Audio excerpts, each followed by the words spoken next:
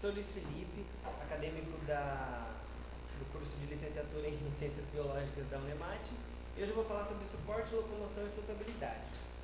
Bem, no início, na Terra primitiva, os seres eles eram unicelulares. Com o tempo eles foram se tornando multicelulares, eles adquiriram várias formas, aumentaram de tamanho. Então assim, o que criou? Criou-se uma necessidade de uma estrutura para manter tudo isso unido. Logo, a mãe natureza, através da seleção natural, criou os esqueletos, né? Os esqueletos, eles têm a função de quê? Manter o corpo unido, de locomover o ser ou de proteger. No caso, os esqueletos eles são divididos em três tipos, né? Os esqueletos moles, os rígidos internos e os rígidos externos. Os esqueletos moles, eles são uma espécie de membrana que envolve o animal. Por exemplo, eu tenho a minhoca, como um exemplo de esqueleto mole, ou as anêmonas, ou a luna. É estranha a ideia de esqueleto mole, mas porém, assim, a função do esqueleto é manter o corpo unido. Então, assim, essa membrana ela mantém o corpo unido. Então, logo, ela é um esqueleto. Eu tenho o esqueleto rígido interno, que é a forma mais conhecida, né? Que é o nosso esqueleto, o esqueleto dos animais mais comuns do nosso cotidiano. E eles funcionam para dar sustentação e também para dar locomoção a esses animais, né? E tem os esqueletos rígidos externos, que além de dar sustentação e manter o animal unido, o corpo do animal unido, eles também funcionam para proteger. Por exemplo, a carapaça de uma lacraia ou de um caranguejo funciona para protegê-la dos predadores, funciona como se fosse uma armadura. E assim, a locomoção ela está relacionada conforme o esqueleto, né? Logo, existem três tipos de locomoção: a passiva, a ativa e, no caso, a acessibilidade, que é um nome um pouquinho estranho e logo eu vou explicar.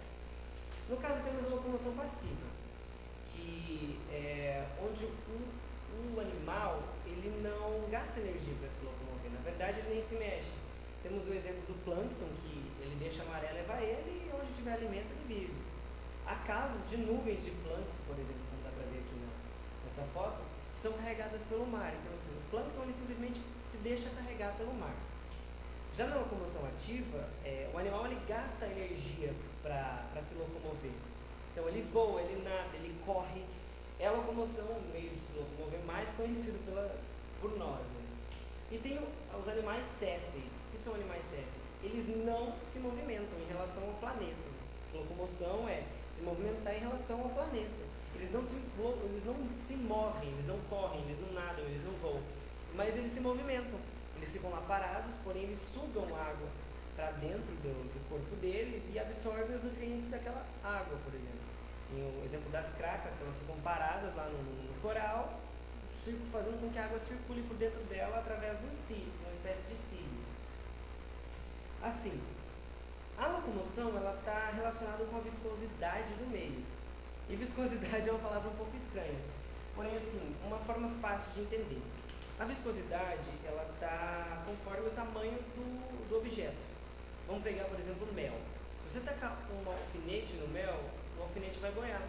Porém, se você tacar um martelo, o martelo vai ter toda a facilidade de entrar dentro do mel, vai mergulhar dentro do mel. Então, assim, quanto maior o animal, menos importa a viscosidade para ele. Para se criar uma relação, para se entender melhor a questão da viscosidade, foi criada a equação de Reynolds, que no caso ela multiplica a velocidade do objeto pelo tamanho do animal e divide pela viscosidade. Então, assim, a gente pode ter o exemplo de como é que é o nome desse crustáceo? Um copépode de 1 milímetro, por exemplo. Ele está se locomovendo a 1 milímetro por segundo, 1 metro por segundo. Na água, com a viscosidade, vamos supor, de 0,00001 metro quadrado por segundo. Então, assim, se você fizer aplicar a equação, vai vir o resultado de 1. Porém, se você pegar uma baleia de 30 metros de diâmetro e que está andando a 14 metros por segundo, 50 km por hora, se pegar na mesma viscosidade da água, que é 0,00001 metro quadrado por segundo, vai dar um resultado de 420 milhões. Então, assim, a relação é que quanto maior o número obtido pela equação, menos importou a viscosidade do meio para o animal. Então, assim, um animal grande vai se locomover tranquilamente pelo mar. Agora, um animal menor já não vai conseguir com tanta facilidade. Tanto que se esse copépode parar de se mover, de nadar, ele vai parar, ele vai ficar parado no meio da água. Já a baleia não, a baleia ela tem vamos supor, um crédito, que é a inércia, porque ela é grande, né, ela nada e ela continua, mesmo parando a sua nadadeira, ela continua se movimentando. Então, assim, até isso mostra que a viscosidade não importa para a baleia, o tamanho dela é que interessa. Outra forma de se mover, outra estratégia seria a flutabilidade. E ela se subdivide. Ela se subdivide em animais que reduziram os elementos do seu corpo. Por exemplo, a salpa, que é esse animalzinho transparente, esquisito aqui, ele substituiu o corpo dele, foi substituído por água. Por exemplo, a salpa ela tem 95% do peso do corpo dela de água. Logo, ela funciona como um balão dentro da água. O balão ele cai, mas ele cai bem mais devagar, né? Se você encher um balão de ar. Assim é a salpa, ela usa bem pouquinha energia para se locomover, por causa da quantidade de água que tem no corpo dela. Então a densidade contrabalanceia assim, com o meio. Também temos o caso da lebre do mar, que era um caracol que agrupou, diminuiu o tamanho da sua concha e agrupou para dentro dele. Ele continuou protegido pela concha, mas a concha está menor dentro dele. Então, assim, ele diminuiu o peso, ele consegue se locomover melhor no fundo do mar. Outra forma seria a armazenagem de óleos e gorduras. Por exemplo, o bacalhau ele armazena bastante gordura no seu fígado.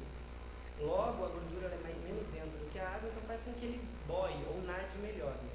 Não seria o principal meio do bacalhau se locomover, mas é uma forma de ajudar ele a nadar, então ele gasta menos energia.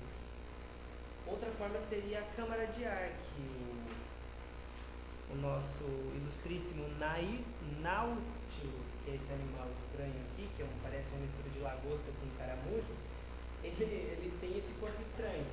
Metade do corpo dele é compartimentos de ar e outra metade é o corpo, metade da carapaça, vamos dizer assim. Conforme ele quer subir ou descer dentro da água, ele enche essas partes aqui interior, essas câmaras, com ar ou com um líquido, por exemplo. Aí ele consegue boiar ou afundar. Outra forma de câmara de ar também é a da caravela do mar, que ela precisa ficar na superfície da água. Logo, ela criou essa espécie desse balão, onde ela fica boiando o tempo todo e fica pegando os nutrientes da superfície. Outro jeito seria de câmara de ar seria dos peixes, que um pouco à margem do fígado do bacalhau, eles têm uma espécie de um balão dentro dele. Então, quando eles querem boiar, eles aumentam, inflam esse balão e vão para a superfície. Quando eles querem afundar, eles murcham esse balão. Então, eles regulam a altitude dentro da água, vamos dizer assim, da sua locomoção.